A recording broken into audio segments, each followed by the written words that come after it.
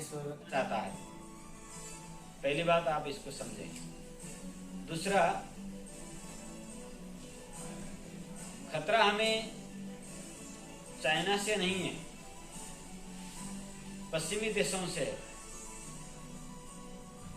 Europe America को नेपाल चाहिए। Nepal landlocked country है, जहां पर मानव अधिकार के जरिए वो अपने अधिकार जमाना चाहते हैं, ताकि उदीयमान भारत और चीन दोनों को बीच की चौकीदारी नेपाल से करें। 1400 किलोमीटर की सीमा बॉर्डर से लगा हुआ ये नेपाल देश उनके लिए सबसे सुविधा की चौकी है, और नेपाल को अपने हाथ में लेकर भारत के गतिविधियों को वो अपने नियंत्रण में लेना चाहता है। इसीलिए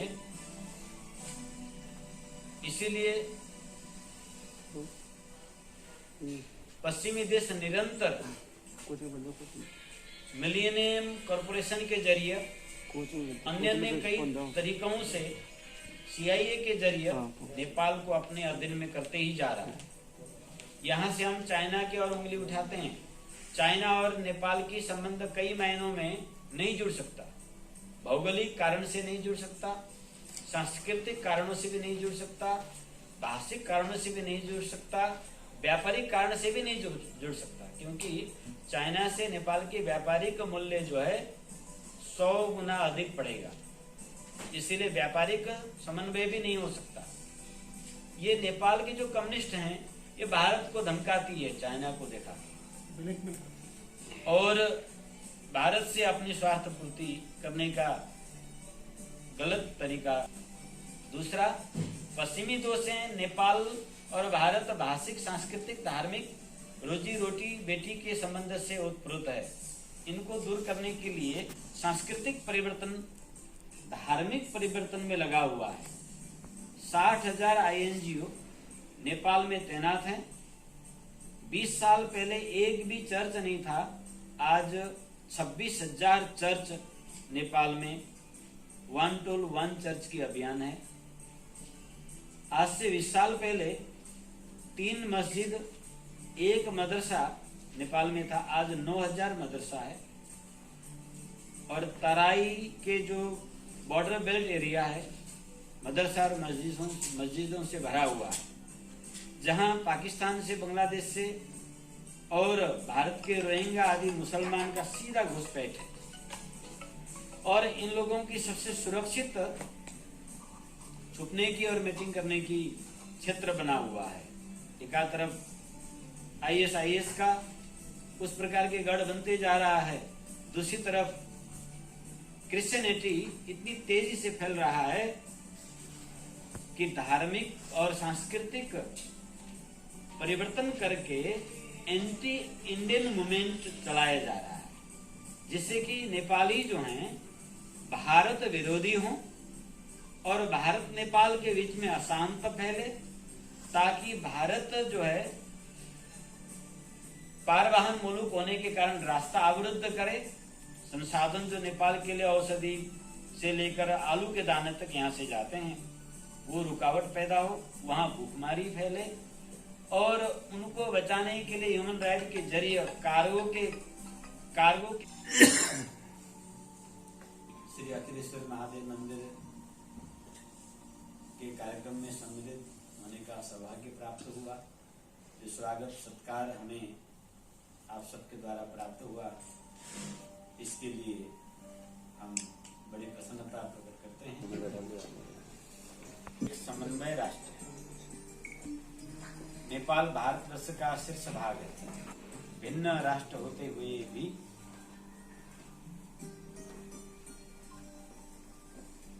भाषिक, सांस्कृतिक, व्यवहारिक तौर पर भारत और नेपाल एक आपस में अभिन्न एक रूपता है। नेपाल वैदिक सनातन हिंदू राष्ट्र था। कुछ वर्षों में नेपाल में नई संविधान जारी करने के बाद धर्मनिरपेक्ष कर दिया गया। जो नेपाल के 80% हिंदुओं को मानने नहीं है, उस पर नेपाल की पार्टियां पुनर्विचार कर रही है और हम सब संतों का प्रयास है कि विश्व का एकमात्र हिंदू राष्ट्र पुनः अपने स्वरूप और गौरव में लौटे।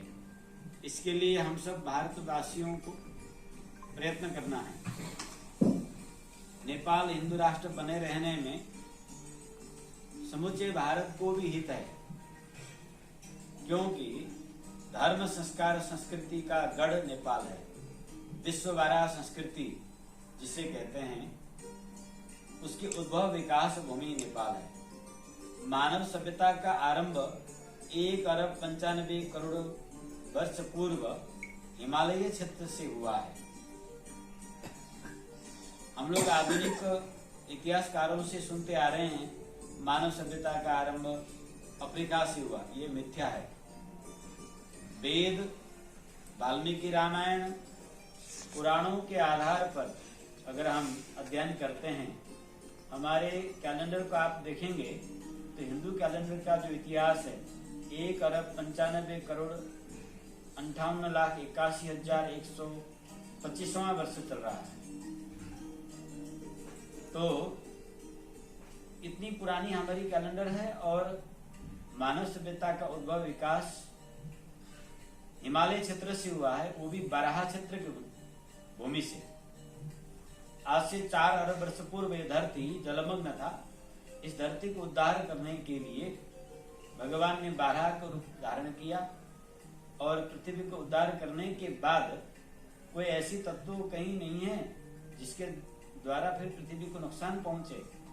इसको खोज तलाश करते करते करते आज जहां पर सप्तकोशी की नदी और कूका नदी की संगम विराजमान है, वहां पर भगवान बराहा पहुंचे। उन्हें वहां पहुंचने के बाद बड़ा शांति और आनंद आया। प्रसन्न चित्त से वहां विराजमान हुए। सभी देवताओं ने आकर उनकी स्तुति वंदन किया और इच्छित वरदान प्राप्त किए। पितरों ने वरदान प्राप्त किया कि जो भी अपने पितरों को इस क्षेत्र में आके पिंडदान करेगा उनकी मोक्ष प्राप्त हो। और अंत में ब्रह्मा जी आए और भगवान से पूछा, प्रभु क्या आज्ञा है? तो भगवान बराह ने कहा कि आप अब धरती सुरक्षित है, आप सृष्टि का कार्य आरंभ करें। तब भगवान बराह के दाढ़ी में एक कुश का तिनका अड़का हुआ था। ब्रह्मा जी ने उस तिनकी को लेकर संकल्प किया और श्वेत बराह कल्प का पहला मनु कुश नाम के मनु प्रकट हुए, जिनके द्वारा वर्तमान भूगोल में जितनी भी मानव जाति हैं 8 अरब, ये सबके सब उस महाराजा कुश नाम के मनु से आरंभ हुआ। आप सब लोगों ने बड़ा अच्छा कवरेज दिया, उसका धन्यवाद। महाराज जी ने एक नई चीज हमें, हमारे जो मंदिर में प्राण प्रतिष्ठा हुई है उसमें पहले से ही स्वयंभू महादेव हैं, उसके बारे में हमको भी नहीं पता था। लेकिन महाराज जी ने, क्योंकि महाराज जी काठमांडू से नेपाल से जुड़े हैं, उन्होंने हमको महादेव के बारे में बताया कि महादेव जो है बहुत दुर्लभ महादेव हैं जो वहाँ पर विराजमान है। उसमें आकृति क्या बताई हमको ध्यान नहीं आ रहा। ओमकार का उसमें आकृति है, तो ये सुन के बड़ा अच्छा लगा।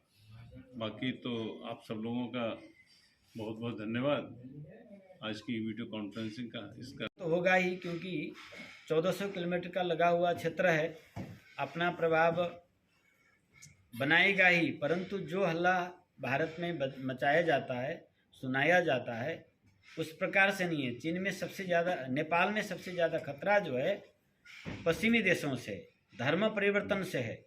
धर्म परिवर्तन करके नेपालियों को एंटी इंडियन बनाने का एक षड्यंत्र चल रहा है, जो चीन से भी कई मायने में अत्यंत खतरनाक है। इसे ध्यान में रखना जरूरी है। नेपाल की कम्युनिस्ट गवर्नमेंट जो है चीन के आड़ में भारत को केवल आंख दिखाने के स्वांग रचती है। वास्तव में हमें खतरा चीन से भी ज़्यादा पश्चिमियों से है और धर्म परिवर्तन से है। हमें इससे सावधान होना होगा।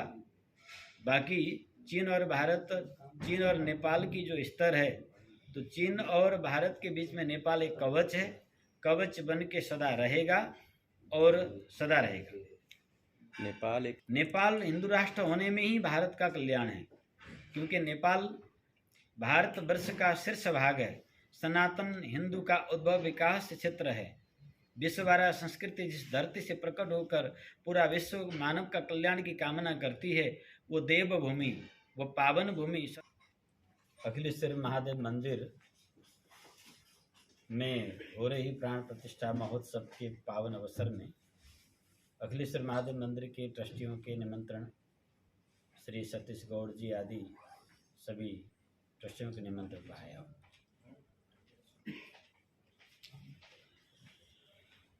अयोध्या मंदिर गए, कैसा लगा? कुछ अयोध्या हमारी उपास्य भूमि है और इतने वर्षों के बाद आज परमात्मा श्री राम अपने नूतन भवन में विराजमान देखकर समग्र नेपाल की धरती उत्साहमय है।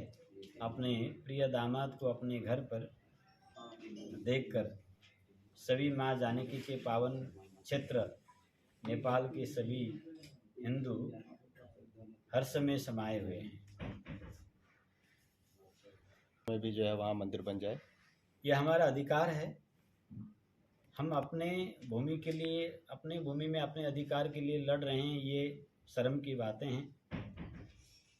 जिन आदर्श पर विश्व टिका हुआ है, उन आदर्श के उद्भव विकास भूमि में अपना आदर्श स्थापित न होना ये दुर्भाग्यपूर्ण था। अब हमें आशा है कि हमारी आदर्श, हमारी पहचान बनेगा अपनी भूमि से, और जल्दी श्री कृष्ण जन्मभूमि भी स्वतंत्र होना चाहिए और अपने अधिकार से उपासना करने की सौभाग्य हिंदुओं को प्राप्त होना चाहिए। प्रधानमंत्री नरेंद्र मोदी और उत्तर प्रदेश के मुख्यमंत्री योगी आदित्यनाथ जी के बारे में क्या कहेंगे? किस तरीके से वो धार्मिक गतिविधियों को लेकर काम कर रहे हैं? समग्र राष्ट्र का भाग्य देश का उच्चस्थ शासक में निर्भर करता है। यदि उच्च पदासीन मुख्यमंत्री और प्रधानमंत्री के गद्दे में सात्विक पुरुषों का विराजमान होना ये राष्ट्र का सौभाग्य है। समग्र भारतवासियों का सौभाग्य है कि दोनों सात्विक पुरुष जिनके जीवन तपमय त्यागमय हैं, वो समग्र भारतवर्षियों को, समग्र भारतीयों को उत्थान के लिए एकजुट होकर लगे हुए हैं। ये हम सब के लिए सौभाग्य है, केवल हिंदू के लिए ही नहीं अपितु तो समग्र मानव के लिए सौभाग्य है कि शासन के उच्चस्थ पद में सात्विक तपस्वी त्यागी को व्यक्ति को होना, ये सबके लिए सौभाग्य है। श्री राम को जो नहीं जानते हैं वो नहीं मानते हैं, अथवा जो दुराग्रह से युक्त हैं, जो कुसंस्कारी व्यभिचारी हैं, वो मर्यादा पुरुषोत्तम को नहीं मानते हैं। क्योंकि राम को मानने का मतलब होता है खुद भी मर्यादी होना पड़ेगा, खुद को आचरण में सुधार लाना होगा। जो अपने आचरण में सुधार नहीं लाना चाहते हैं, जो पुरुषोत्तम में उत्तम मर्यादा पुरुषोत्तम नहीं बनना चाहते हैं, ऐसे दुराग्रही लोग राम को विरोध करेंगे। राम को विरोध करना अपने आचरणों से भ्रष्ट होने के बराबर है, क्योंकि राम हमारे आचरण हैं, राम हमारे स्वभाव है, राम हमारा आदर्श है, राम हमारा ज्ञान है, राम हमारा तप है, राम हमारा स्वभाव है। यही विश्ववारा संस्कृति है। सर्वे भवन्तु सुखिनः, यही राम है। अब भारत अब दो देश होते हुए भी सांस्कृतिक, भाषिक और धार्मिक रूप से एक है, और हमें बड़े प्रेम और गौरव के साथ ये कहना पड़ेगा कि न तो भारतीयों को नेपाल जाने में किसी प्रकार का रोक टोक है, और न ही भारतीय नेपालियों को भारत आने में किसी प्रकार का रोक टोक है। एक आपस में बॉर्डर की सुविधा स्वतंत्रता भी है। रही सुविधा की अलग से व्यवस्था की, तो नेपाल सरकार के तरफ से भारत के तीर्थ यात्राओं में या भारत के तरफ से नेपाल के तीर्थ यात्राओं में कोई विशेष सुविधा की व्यवस्था नहीं है। मैं चाहूँगा कि भारत के और नेपाल के दोनों ओर से, दोनों पवित्रतम हरिगढ़ क्षेत्र में हो रहे श्री अखिलेश्वर महादेव मंदिर के श्री राम सीता जी के प्राण प्रतिष्ठा के महोत्सव में आने का दूसरा मेरा उद्देश्य आप सबको नेपाल में आगामी बैसाख 17 तारीख से 23 तारीख तक होने जा रहे श्री हनुमत महायज्ञ में सादर आमंत्रण करने का भी मेरा दूसरा लक्ष्य रहा, क्योंकि ये श्री हनुमत महायज्ञ जो है अनुष्ठानात्मक है। 1 अरब श्री हनुमान मंत्र का जाप पूर्वक भारत के अनेक सिद्ध विभूतियाँ, हिमालय की सिद्ध विभूतियों की उपस्थिति में कौशिकी नदी के पावन तट बराह क्षेत्र के पावन भूमि में होने जा रहा है। साथ ही आप सबने सुना है भारत में 4 स्थान में कुंभ मेला होता है। कुंभ मेला, 5वां कुंभ मेला जो है, पहला कुंभ मेला नेपाल में होता है। कुंभ का आरंभ नेपाल से हुआ था। इसका इतिहास यह है कि समुद्र मंथन के बाद जो अमृत प्राप्त हुआ था, वह अमृत हिमालय के पार्श्व भाग श्री कौशिकी नदी के तलहटी में भगवान मोहिनी ने देवताओं को अमृत पान कराया था। उस अमृत पान कराते समय में जो अमृत के मलाई इकट्ठा हुआ, उससे पिंडेश्वर महादेव का प्रतिष्ठा किया गया। वह पिंडेश्वर महादेव और माँ भगवती के दंत वहाँ पतन होकर दंतकाली शक्तिपीठ विराजमान है। वह क्षेत्र रुद्राक्षरण्य क्षेत्र भी है, विश्वामित्र के जन्मभूमि भी है, श्रृंगी और दुर्वासा ऋषि के जन्मभूमि भी है। और उसी क्षेत्र में अमृत पान कराने के कारण भगवान नारायण ने सर्वप्रथम उस क्षेत्र में कुंभ मेला का आयोजन किया था। ये परंपरा अखंड चलता रहा, परंतु कलयुग के आरंभ में किन्हीं कारणों से बीच में विलुप्त हो गया था। उसे पुनः जागरण करते हुए 12 वर्षीय पूर्ण महाकुंभ मेला का आयोजन बराह क्षेत्र कौशिकी तट में किया गया है। इस अवसर में यह हनुमत यज्ञ भी किया जा रहा है और भारत से अनेक भक्त और संत भी पधार रहे हैं। इसमें भारत के जितने भी हिंदू आस्थावान श्रद्धावान हैं, इन सबको हम नेपाल के तीर्थों में विशेष करके 5वां कुंभ बराह क्षेत्र में आमंत्रित करना चाहेंगे। सबको हम सादर आमंत्रण करते हैं।